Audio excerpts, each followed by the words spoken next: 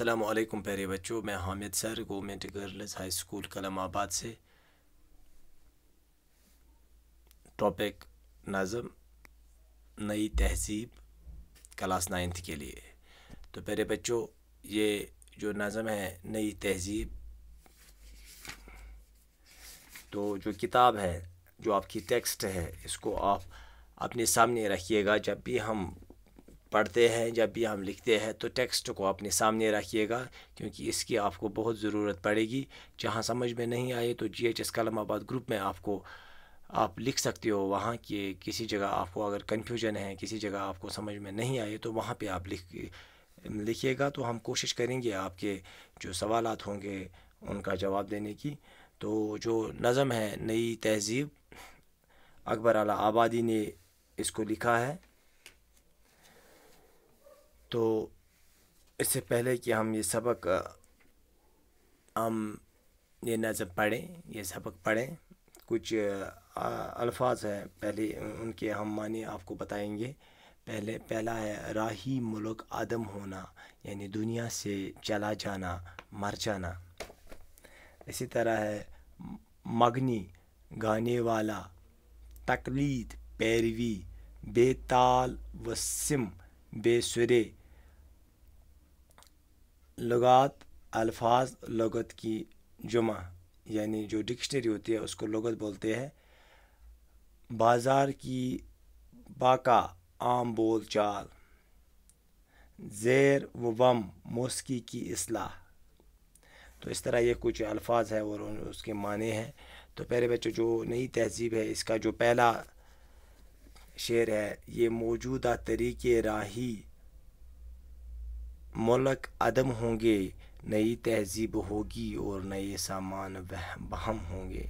تو اکبر اعلیٰ آبادی اس شعر میں کہتا ہے کہ جب نئی تہذیب کا دور آئے گا، یہ موجودہ طور طریقے سب ختم ہو جائیں گے۔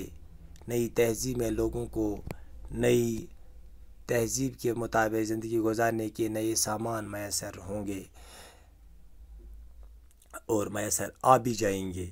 تو پیارے بچوں، اکبر اعلیٰ آبادی کا کہنے کا مطلب یہی ہے اس میں کہ دن بدن انسان کے جو طور طریقے آتے ہیں، جو فیسلٹیز آتی ہے، جو اٹھنے بیٹھنے کا ڈھنگ، پہننے کا طریقہ، بات کرنے کا سلیقہ، اور یہ جو طریقے ہیں یہ نئے نئے آئیں گے، اور جو پرانے طریقے ہیں یہ دھیرے دھیرے ختم ہو جائیں گے۔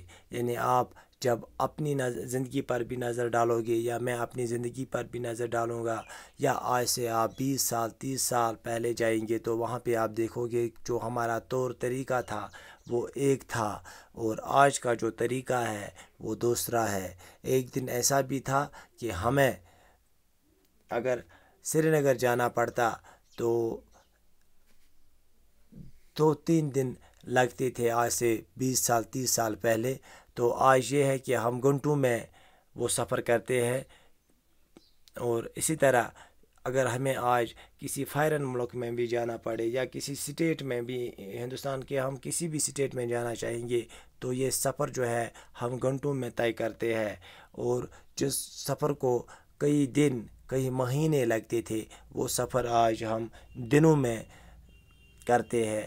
اسی طرح جو ہم پڑھنے کا طریقہ ہم لیں گے، جب آج سے 20 سال 30 سال پہلے ہم یہ ذہن میں نہیں لا سکتے تھے کہ اس طرح آن لائن ہم پڑھیں گے، اس طرح ہمیں یہ فیسلٹی ہوگی، اس طرح ہم ویڈیو کال کر سکتے ہیں، اس طرح واٹس ایپ ہوگا، فیس بک ہوگا، انسٹاگرام ہوگا، یا نئی نئی فیسلٹیز، کمپیوٹر، موبائل فون، اسی طرح الیکٹرسٹی، بہت ساری ایسی چیزیں جو آج آپ نئی نئی دیکھتے ہو۔ ایک وقت ایسا تھا، اس کا ہم ذہن میں یہ نہیں لا سکتے تھے کہ ہم دہلی میں ہوں گے یا ہم گھر میں ہوں گے، ہم دہلی ویڈیو کال کر سکتے تھے۔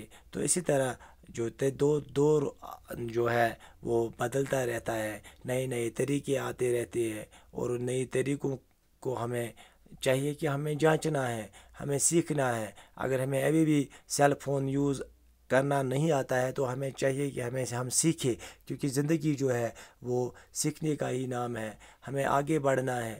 تو اس طرح سے اکبر اعلیٰ آبادی بھی اس ورث میں یہی کہنا چاہتا ہے، شعر میں یہی کہنا چاہتا ہے کہ جو طور طریقے ہیں وہ نئے آئیں گے، جو سامان ہیں وہ بھی نئے ہوں گے۔ تو اسی طرح نئے عنوان سے زینت دکھائیں گے حسین اپنی، نہ ایسا بیچ زلفوں میں نہ گیسوں میں یہ خم ہوں گے۔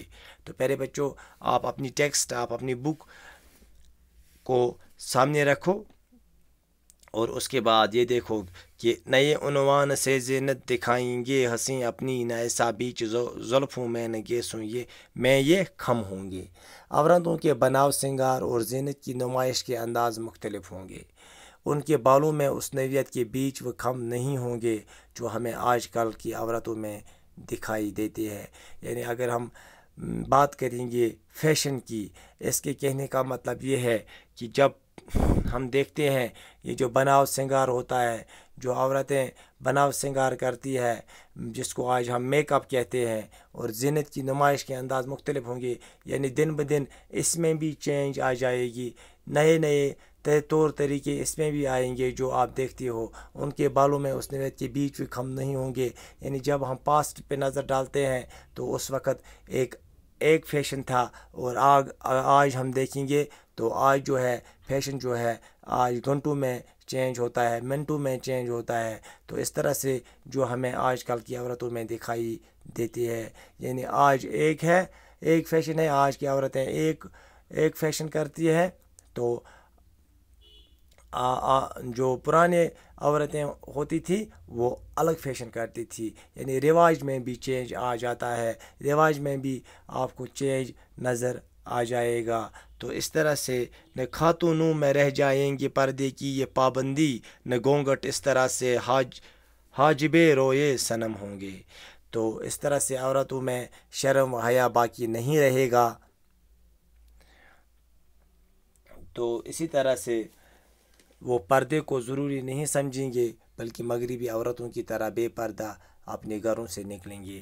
یعنی جس طرح مغربی عورتیں، جس طرح مغربی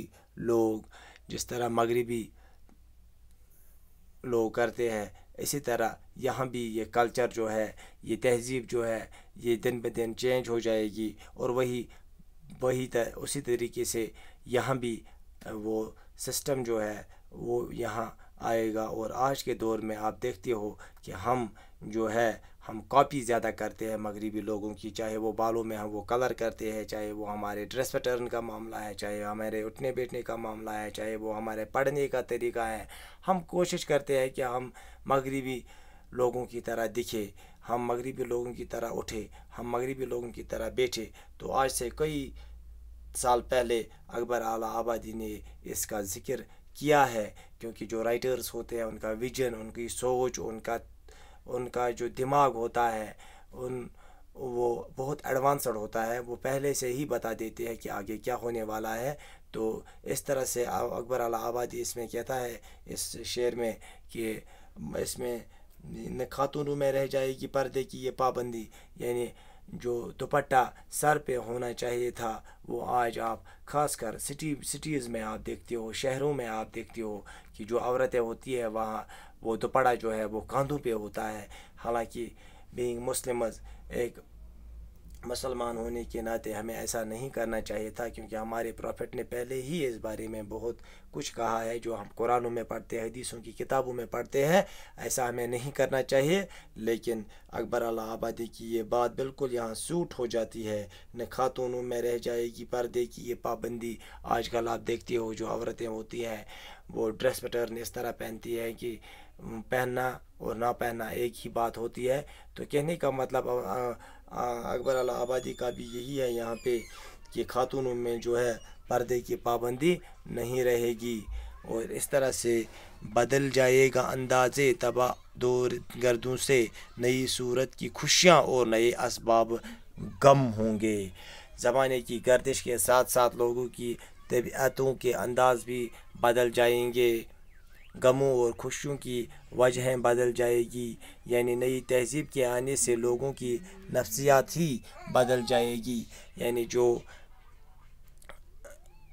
انسان کا انداز ہوگا، جو انسان کا ڈنگ ہوگا، وہ سب چینج ہو جائے گا، وہ سب اس میں چینج آ جائے گا، کیونکہ جو یہ نئی تہذیب کے آنے سے لوگوں کی نفسیات ہی بدل جائے گی۔ انسان جو ہے وہ سیلفش بن جائے گا، وہ دنیا کی طرف جائے گا، وہ دنیا کے پیچھے پیچھے چلے گا، جس کی وجہ سے اس کے اوپر غم جو ہے وہ طاری ہو جائے گا۔